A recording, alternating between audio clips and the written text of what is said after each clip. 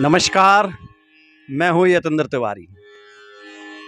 आप में से हमारे तमाम दर्शकों ने हमें कमेंट करके और व्यक्तिगत फ़ोन करके ये कहा था कि बसंत पंचमी के बारे में आप हमें वीडियो दीजिए और ख़ासकर उन गोसाई जी की वीडियो दीजिए जिनके बारे में अक्सर आप अपने इंटरव्यू में उनसे चर्चा करते रहते हैं, ब्रज के बारे में, ब्रज की संस्कृति के बारे में।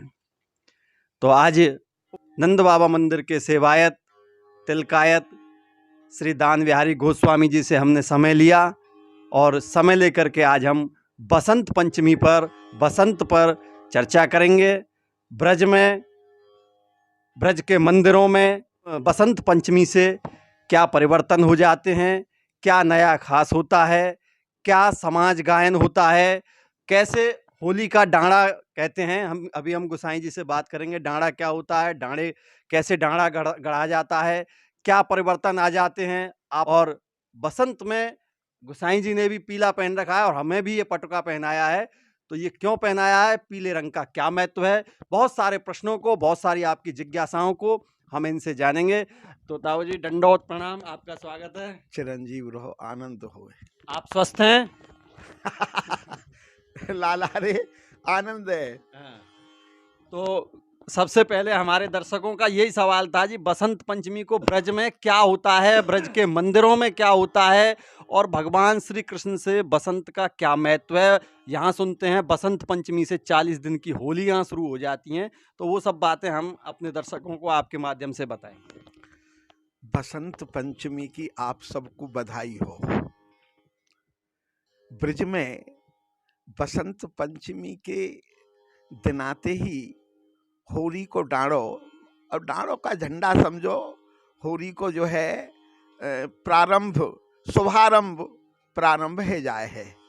मंदिरन में, समाज गायन में बसंत के पद गाए जाए हैं और लोक जीवन में, गामन में आपने बताया, खेतन में फूली सरसों पत्ती, और बसंत को कहा महत्व है।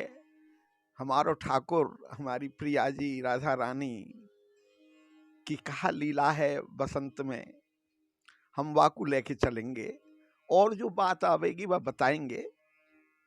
पर मुख्य तो रसिकन की जो बात है, ठाकुर जी की जो बात है, वही में आनंद है। बसंत के दिना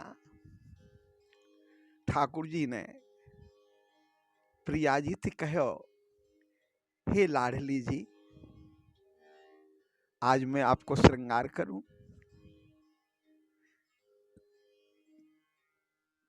तो ठाकुर जी ने प्रिया जी को श्रृंगार फूलन से सजायो।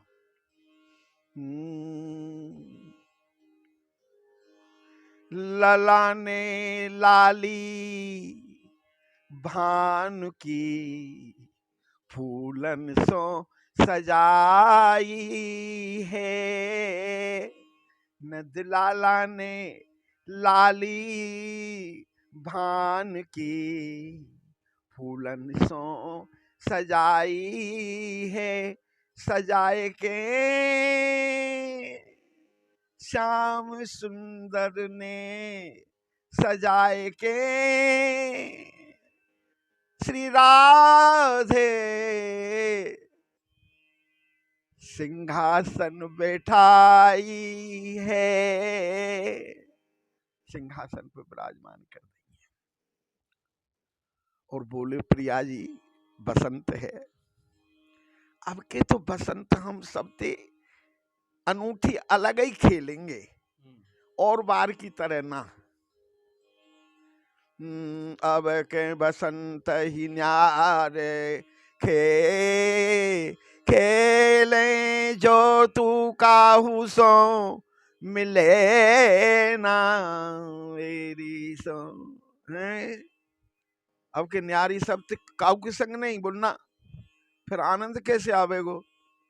आवेगो देखोगी तो रंग उपजेगो परस पर, राग रागनी ने की हेरा फेरी सो। राग रागनी, अब बसंत राग। आ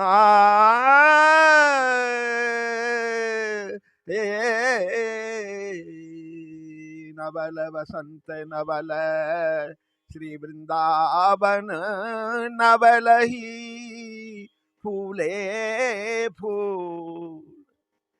तो ये बसंत राग ठीक है। पर एक बात सुनो, आपने तो अपनी बात कह दी, अब मेरी एक बात सुनो। एक बोल बोलो नद नंदन तो खेलूंगी तुम संग। कहा परसो जिन काहू सो प्यारे आन अंग सो अंग। और काउते स्पर्श मत करियो। बरजत हूँ बीरी जसो मत सुत मत काहू सो ले हो। मो देखत तुम सकल त्रियन को आलिंगन जन दे। बीरी मत लीनो, काउत छिबियो मत। ठीक है। अब वो बसंत प्रारंभ भई। आई बसंत बहार मिल खेले चलो फागुनी। आई बसंत सबई बन फूले यमुना के कूले। आली आज गाँव में बसंत रागनी। आई बसंत। इतने में गोपी सब आ गई और वो तो प्रारंभ है गए बसंत कोई काऊ। अब वो ठाकुर जी के एक ने गुलाल लगा दियो। अब ठाकुर जी तो सबके, ठाकुर जी पे ना रह गो, उनने वह गोपी के लगा दियो। अब गोपी के गुलाल लगामते ही और झट राधिका जी बोले हैं रूठ गई, रूठ गई।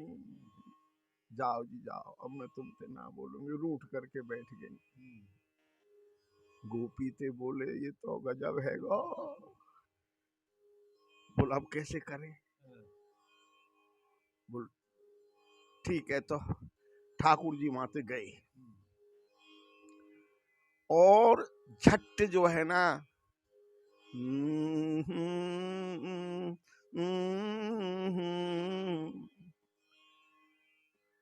अरे मोहनी रूप बनायो